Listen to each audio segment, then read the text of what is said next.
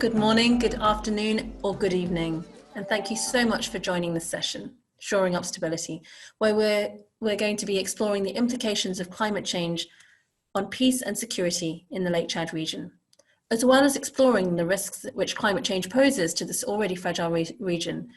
We'll also be sharing some evidence-based guiding principles for how to address them. Climate change is one of the most pressing political issues of our time.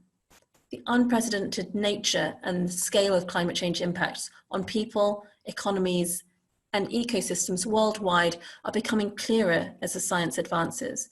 One critical dimension of these impacts are its effects on international peace and security. Now, let's be clear, climate change is rarely a driver of conflict in and of itself. Yet there is ample evidence that its effects exacerbate important drivers of conflict and fragility, challenging the capacities of states and of people to cope peacefully.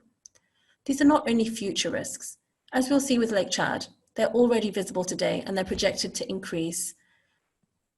Scientists predict that the impacts of climate change will grow significantly in the future. So too are predictions of conflict. Thus, we expect that climate-related implications on peace and security will increase considerably as well.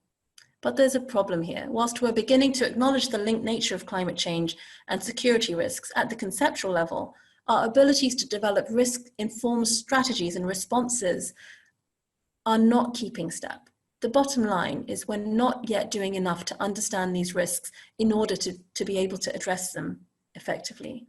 Despite the call to do so in numerous high-level calls to action, including the Berlin call to action, including calls from the UN Secretary General and a number of UN Security Council resolutions, our capacities to assess, manage, and address existing and emerging climate fragility risks are lagging behind the changing risk landscape. Without adequate risk assessment approaches, we're very likely underestimating the scale and the scope of the risks that climate fragility poses. Perhaps even more critically, there are as yet no adequate institutional or governance mechanisms with a clearly defined mandate to respond to these risks, to reduce negative impacts and to promote sustainable peace in the face of a changing climate. We need approaches that essentially find equitable and sustainable approaches for managing competing needs and claims which are changing with a changing climate. To illustrate what these risks look like and to move from the conceptual to a concrete level, we will share with you today findings from the first ever climate fragility risk assessment supported by the Federal Foreign Ministry of Germany and the Netherlands Foreign Ministry, Shoring Up Stability, addressing climate and fragility risks in the Lake Chad region. My name is Janani Vivekananda, and I'm a senior advisor on climate change and peace building at Adelphi, the research institute based in Berlin, where amongst other things, I am project lead of the climate and fragility risk assessment of Lake Chad. I'll shortly be handing you over to Chitra Nagarajan, who is a senior conflict analyst based in Borno, Nigeria, and a member of the Climate Security Expert Network. Chitra focuses on civilian protection, climate and conflict analysis, and gender and social inclusion. She's worked across West Africa for over a decade and led the field research for the climate fragility risk assessment on Lake Chad, upon which this session is based. Before we move over to Chitra to present her analysis, you will see a short 3-minute film by award-winning film director Arno Trumper, which will show you some of the contextual factors, risks, and dimensions of resilience at play in Lake Chad. And then the reins will be handed over to Chitra. Thank you very much.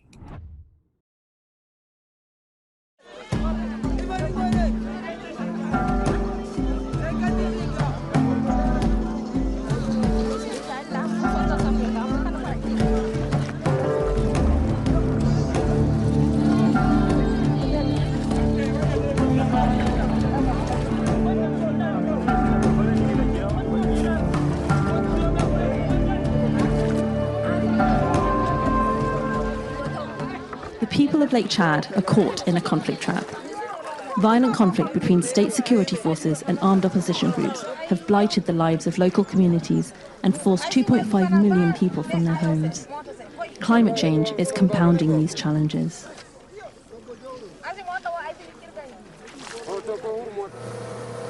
Contrary to popular beliefs, The latest research shows that Lake Chad is currently not shrinking. After the chronic droughts of the 70s and 80s, the lake is in a period of expansion.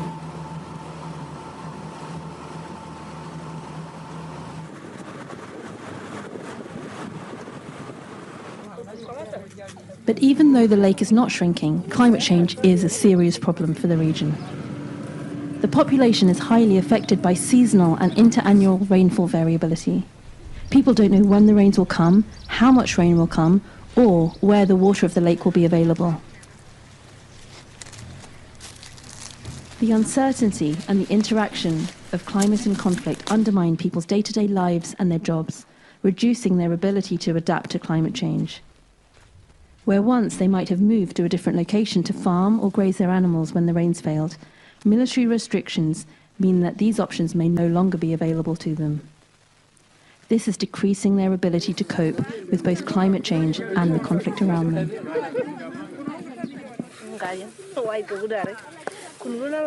One important step to break this conflict trap is to support resilient livelihoods.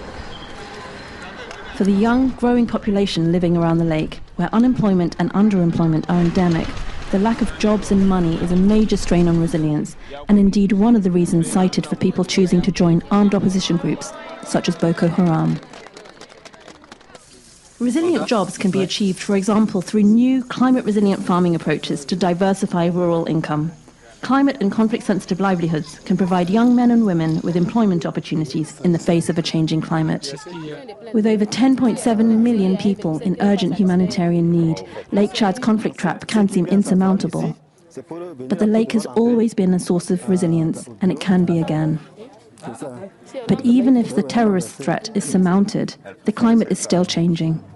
The impacts of climate change have to be tackled as part of peace-building efforts in the region if it is to break free of the conflict trap. In doing this, Lake Chad can once again become an engine for sustainable livelihoods and stability. And there is hope for sustainable peace in the region.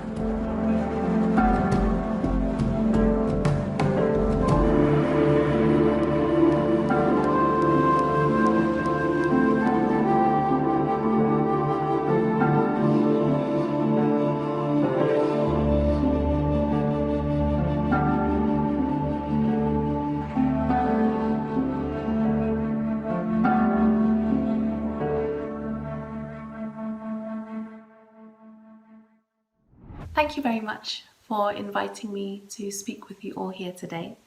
I'll be starting my presentation by providing a brief contextual background before going on to outline the main climate security risks that we found in our assessment, shoring up stability. The main ways that climate change affects the people living around Lake Chad is when it comes to increasing and significant variability in rainfall. However, before the violence, people adapted to this variability as well as to increasing temperatures and wind speeds. They mixed livelihoods, they moved from one place to another, they diversified crops, planting at different places and at different times. They innovated new fishing techniques, and pastoralists found new grazing routes. Times could be hard. Young people in particular found it difficult to get a start in life. People with disabilities, due to social stigma and lack of livelihood options, were particularly marginalised. Women and girls experienced unequal power dynamics, but worked hard both within and outside their homes. However, most people could earn livelihoods and lived more or less good lives. Today, this situation seems a distant memory.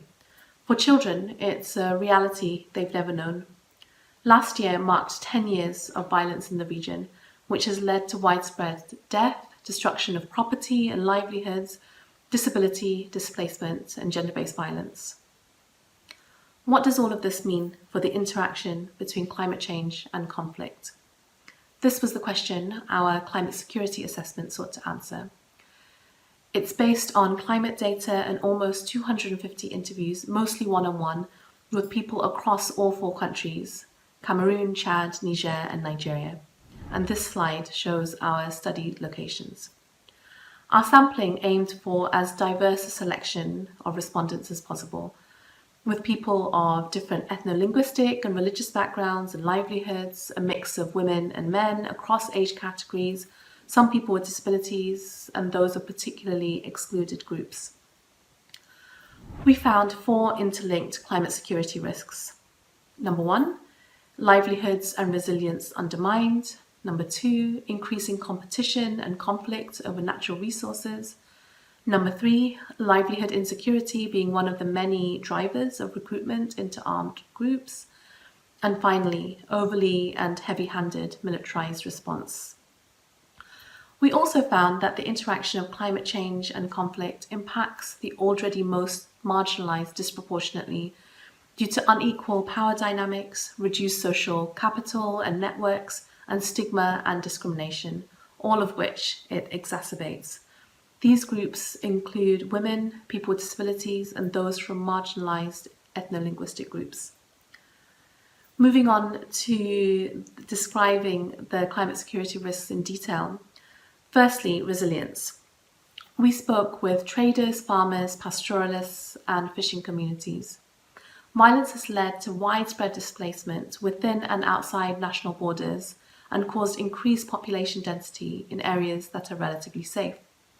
Resilience has been eroded because the adaptations that people used to do before to climate change, movement to areas that are fertile or diversification of crops and livelihoods, for example, are no longer possible due to insecurity, military restrictions, and lack of financial resources. Many people have moved and been moved multiple times, and any savings they've had have long ago been eaten up with getting to safety or providing for others. There are very few areas that are both productive and safe in certain parts of the region, and high population density means there is not access to land for all. Women in particular face real difficulties, given husbands, fathers, or brothers may have been killed, detained, or separated from them. People with disabilities also find it almost impossible to restart livelihoods due to widespread stigma, weaker social networks, disability they may have acquired through violence, and as loved ones may have been killed. This photo is of a farmer showing us the only crops he was able to harvest that year. He went one day to his farm to find all the crops had already been harvested by armed opposition groups. We've heard many similar stories of people planting for the first time in 4 years, striving hard throughout the season, only to be killed, chased off land, or come back to find their crops destroyed or harvested by armed opposition groups. Climate change and conflict interact here. According to a farmer that I interviewed in Nigeria, he told me, before we had 3 stages of farming. The first was during the rainy season. If the rain stopped, we were okay to forfeit that because we had other economic activities and we could go to the second. This was farming milled by the stream, which does not require rain as this is irrigation farming. If the stream dried up, we could go to the third, to Lake Chad to plant rice. Of course, the lake keeps on changing, so that is not certain either, but all 3 disasters would not befall you in the same year. But now we cannot do this, as we do not have the economic power. Due to the crisis, every avenue to develop yourself economically has been destroyed. You do not have the money, and even if you do, and one fails, which is likely, you cannot do the others. Virtually all economic activities have collapsed. This photo is of nomadic pastoralist boys. Pastoralists have gravely suffered, but they are marginalized from much assistance. Many of them have had their cows stolen, confiscated, and are now either stuck in towns finding it difficult to graze, or in the bush living side by side with armed opposition group members who take from them. And also, this puts them at risk of being seen as collaborators by community militias and the militaries of the region. Whereas beforehand, due to climate change, they could move and would move to new areas if it was needed, but they can no longer do so because of insecurity. This photo is of fishermen coming back with their daily catch. The impact of rain and lake levels on fishing livelihoods greatly varies. Those who fish in the streams and the rivers said that high levels of Lake Chad increased their yield of fish caught, whereas those who fish on the lake told me that they preferred low levels of the lake because then it would be easier to catch fish. Women and men have different roles when it comes to fishing. While men tend to go out to fish, women tend to clean, dry, and smoke the fish for sale. Conflict is also affecting fishing communities, with increasing insecurity as well as security restrictions, meaning they're not allowed to fish or can only fish at certain times or in certain areas, and the possibility of adaptation to climate change and the changes in the levels of the lakes and other water bodies has been curtailed. And these livelihood impacts have led to negative coping mechanisms. Women and girls are forced into survival sex. They are sexually exploited and abused by men who tell them they will provide them with food, shelter, water, protection, and inclusion on humanitarian lists of distribution if they have sex with them. Of course, in these cases, the stigma, blame, and shame tends to fall on the women and girls concerned rather than these predatory men, particularly if they become pregnant. And the numbers of women and girls dying from unsafe abortion has sharply risen as a result. Another consequence is deforestation. This photo is of people collecting firewood, which is not only a livelihood strategy when many livelihoods have been destroyed or severely curtailed, but it's also a necessity for cooking. People spend hours walking to gather firewood, which not only is very strenuous physically, but also puts them at risk of being abducted, raped, or killed. People that I spoke with were worried about future impacts of this deforestation on soil quality, on the availability of the wind needed to smoke fish, on potentially increasing temperatures in the locality, and increasing wind speeds. And they knew all of this, but they had very little alternative options. And all of what I've discussed impacts social cohesion. There are high levels of trauma, psychosocial distress, and dependence on drugs and alcohol in many locations around Lake Chad. Household relations are strained between parents and children and between husbands and wives. Men leave in search of work, so women have added burden and responsibilities. We see increased levels of divorce, domestic violence, and forced sex work. We also see the way that all of this is impacting intercommunal tensions. In addition, people are angry at politicians, government officials, and local leaders who are seen both as benefiting from violence and also not doing enough to end it. The second climate security risk is natural resource conflicts. This photo shows land used by farmers, pastoralists, and fishing communities. Conflict over land and water used to be rare, but climate change plus other factors have meant increasing competition even before this violence. Now, thousands of people are gathered in certain areas that are safe in Lake Chad, increasing population density. And farmers in these areas told us of difficulties finding land and how land rents had increased, so only those with money and connections are able to get land to farm. Pastoralists who are no longer able to move to graze their cattle are concerned about the health of their cattle, and farmers desperately need a harvest. This dynamic heightens tensions and conflict. Pre-existing conflict resolution mechanisms either no longer work or are no longer there. And this is also linked to the politicization, absence, and/or ineffectiveness of community leadership mechanisms in many localities. The third climate security risk is livelihood insecurity and recruitment into armed groups. There are many reasons people join such groups: a sense of purpose and community, a chance to gain respect, often unavailable to young men due to age hierarchies, a chance to access religious education, often barred to young women due to patriarchal gender norms, religious doctrine, revenge against human rights abuses. But this recruitment also occurs against the backdrop of social and economic inequality, increasingly vulnerable livelihoods, and a history of financial incentives offered by armed groups to join them. Many young people with whom I spoke who joined armed opposition groups said their lives with them were better compared with both their lives before and their lives now. And a number of them talked about how they would return to these groups for these reasons alone. So despite lack of empirical evidence showing a definite link between climate change and conflict and recruitment into these groups, it's possible to say that reduced livelihoods plus material circumstances linked to climate and conflict dynamics plays a role in recruitment, retention, and recidivism.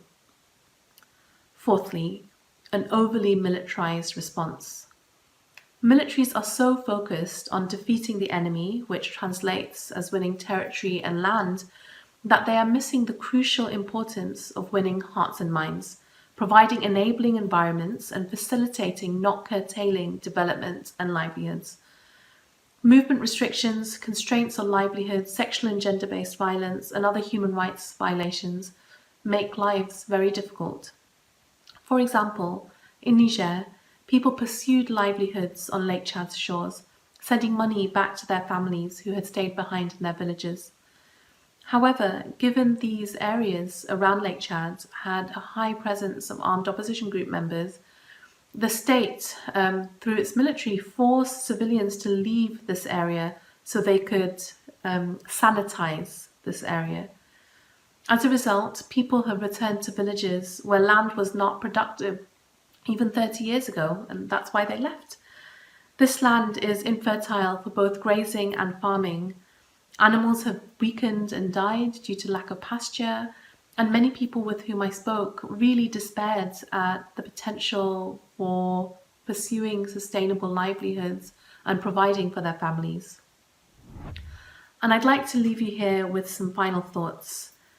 Our research shows how conflict and climate change further compound each other and impact communities in a self-enforcing feedback loop.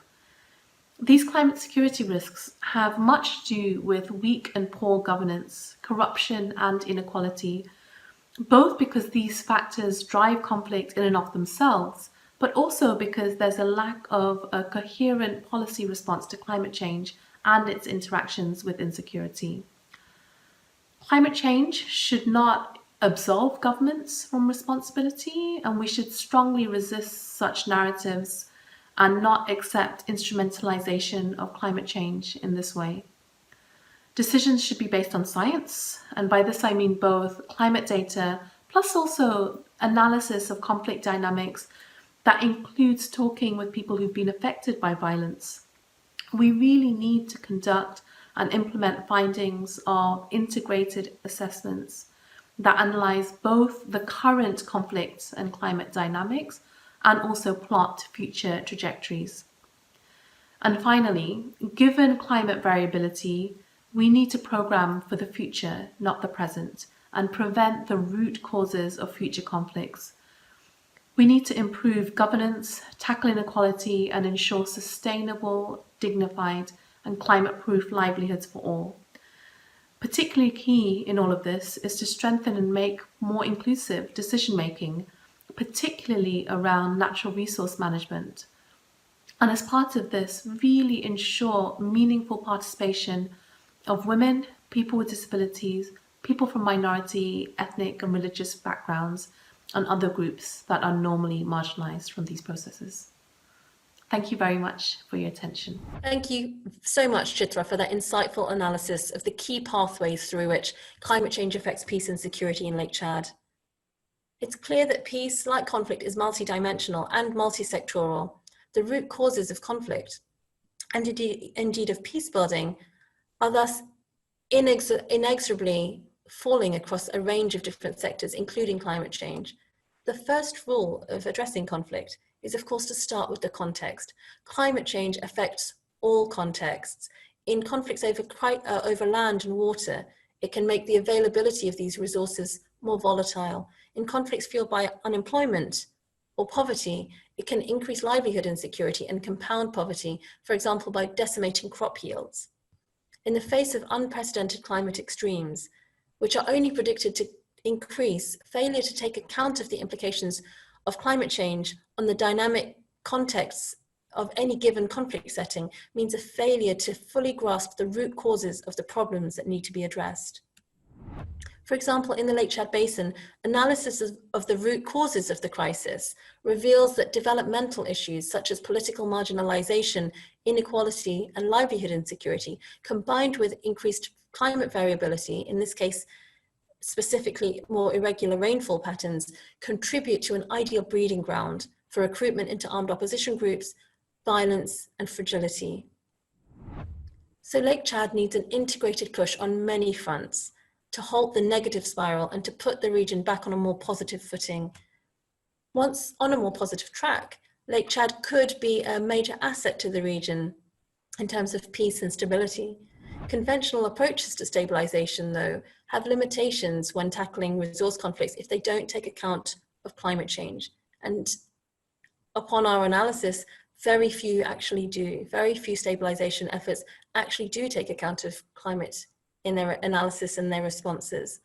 What's clear from our findings from the Lake Chad risk assessment is that the impacts of climate change have to be tackled alongside conflict challenges in stabilization and peace building efforts to ensure that the region successfully breaks out of its conflict trap. Ultimately, the Lake Chad region is emblematic of the global need to adopt a resilience-focused approach in areas affected not just by conflict, but the linked challenges of climate change and conflict.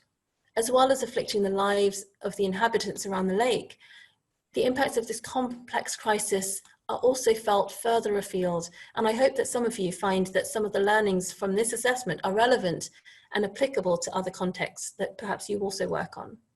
Whilst of course responses need to be context specific and locally informed, our work in Lake Chad highlights 5 guiding principles for better assessment and addressing of the linked risks of climate insecurity.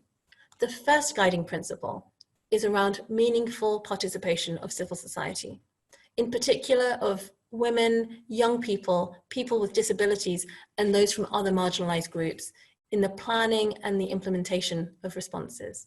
The second guiding principle is around governance deficits and dealing with these governance deficits with conflict sensitivity. It's not simply a humanitarian crisis, nor a counter-terror issue, nor is it simply a conflict that needs a military response to stabilize the enemy. It's also a governance crisis. But when addressing governance, we need to avoid duplication of existing structures by creating new structures, but also we need to be careful not to build on existing structures which perpetuate inequalities and conflict risks, and make sure that these are not reinforced through our efforts. The third guiding principle is to ensure that financing is more predictable, more flexible, adaptable, and also is prepared to fail. And importantly, to make sure that it's not focused in more stable areas. Whilst it can be a challenge to access more volatile, hot conflict zones, piling funding into more stable areas further exacerbates the inequality of resources, with aid, of course, being a major conflict commodity. This also requires a cultural shift in the donor mindset from risk-averse programming to risk prevention and risk management in difficult contexts, and a willingness to invest in more volatile regions, and of course, thus being prepared to fail. The fourth guiding principle relates to ensuring that programs and strategies take account of both climate and conflict risks in a context-specific way. Understanding the local variations of climate and societies need to be the foundation for any effort to address climate security risks. National top-down assessments alone will not work. Local level dynamics need to be considered in tandem to understand how changes in one place might affect outcomes elsewhere. More widespread use of conflict or climate fragility risk assessments to inform strategies and programming is a first step. The second step is to keep these assessments going, to keep them up to date, to reflect the dynamic nature of the risks involved. And the fifth guiding principle is to monitor and evaluate all interventions for intended and unintended impacts, not just on conflict and fragility, but also on climate resilience. We need to be ready to then adjust implementation to address the changing conditions on the ground. So whilst the story we've shared about Lake Chad might seem bleak, Lake Chad need not be and should not become a byword for doom and gloom when it comes to climate and fragility risks. If peace is established and the lake is carefully managed by the 4 countries that share it, then the region could once again become a thriving engine for sustainable growth and stability as it once was, increasing food production and reducing poverty. And while this session has focused on the Lake Chad Basin, I hope that it will resonate beyond the region. The region's challenges and the entry points are context specific, but what the assessment demonstrates, and I hope what you've also heard today, is of global import. Climate-proof and conflict-sensitive interventions represent better value for money. They represent a more sustainable set of responses, and they offer a better chance for really delivering lasting peace in the face of a changing climate. Thank you very much. Goodbye.